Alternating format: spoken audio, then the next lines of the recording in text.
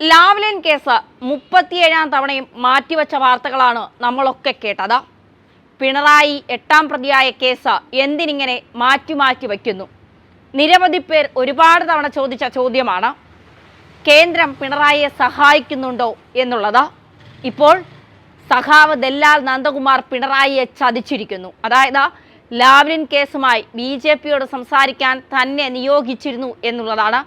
ദല്ലാളിൻ്റെ ഈ വാക്കുകളിൽ കേന്ദ്രം കൂടുതൽ അന്വേഷണം നടത്താൻ ഒരുങ്ങുന്നു എന്നുള്ളതാണ് പുറത്തുവരുന്ന വിവരങ്ങൾ. അതായത് പിണറായിയുടെ ലാവ്ലിൻ കേസിൽ കേന്ദ്ര ആഭ്യന്തരമന്ത്രി തന്നെ കൂടുതൽ വിവരങ്ങൾ തേടുന്നു. അതായത് അമിത്ഷാ കൂടുതൽ വിവരങ്ങൾ തേടുന്നു എന്നുള്ളതാണ്.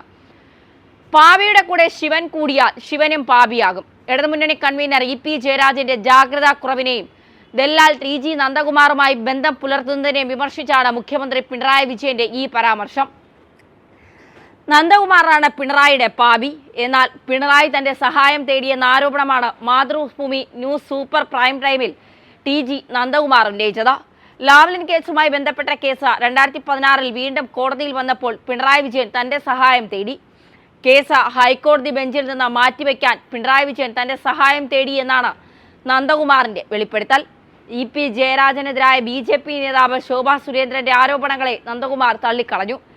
ജയരാജനോട് താനുമായി കൂട്ടുകൂടരുതെന്ന് പാർട്ടി നിർദ്ദേശം നൽകി. എന്നാൽ താനുമായി അദ്ദേഹം കുറച്ചുകാലമായി ഒരു സൗഹൃദം പുലർത്തിയിരുന്നില്ല എന്നും നന്ദകുമാർ പറയുന്നു.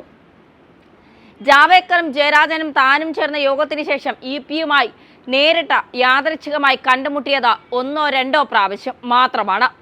അതിനുശേഷം കൂടിക്കാഴ്ചയോ ഫോൺ കോളോ ഉണ്ടായിട്ടില്ല. ജയരാജനാണ് BJP-യിലേക്ക് പോകാൻ ശ്രമിച്ചതെന്ന് സുധാകരൻ പറഞ്ഞപ്പോൾ ഞാൻ അദ്ദേഹത്തെ, അതായത് EP ജയരാജനെ വിളിച്ചു. ഇത് അസംബന്ധമാണ് പറയുന്നത്. ശോഭയും സുധാകരനും നടത്തുന്ന നാടകമാണ്.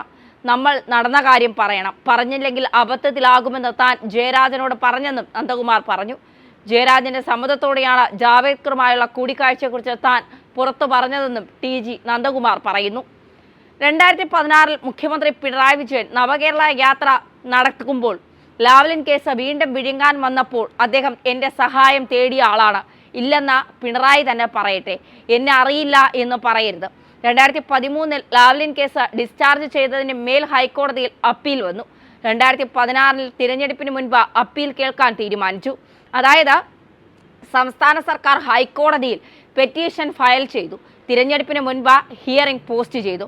അന്ന് അപ്പീൽ ജസ്റ്റിസ് ഉബൈദിന്റെ ബെഞ്ചിൽ വന്നപ്പോൾ ജസ്റ്റിസ് ഉബൈദ് അത് കേട്ടാൽ അപകടകരമാകുമെന്നും അന്നത്തെ director general of prosecution Asaf Ali plan ചെയ്ത ചില സർക്കാർ പെറ്റീഷനാണ് ഇട്ടേക്കുന്നതെന്ന് മനസ്സിലാക്കി ആ കേസ് ആ ബെഞ്ചിൽ നിന്ന് ഒഴിവാക്കാൻ KV സോഹൻ എന്ന വക്കീലിനെയാണ് പിണറായി വിജയൻ കണ്ടെത്തിയത്. എന്നാൽ KV സോഹന്റെ വക്കാലത്തിൽ ഒഴിവാക്കപ്പെട്ടില്ലെങ്കിലും തിരഞ്ഞെടുപ്പ് കഴിഞ്ഞ് മാറ്റിക്കൊടുത്തു.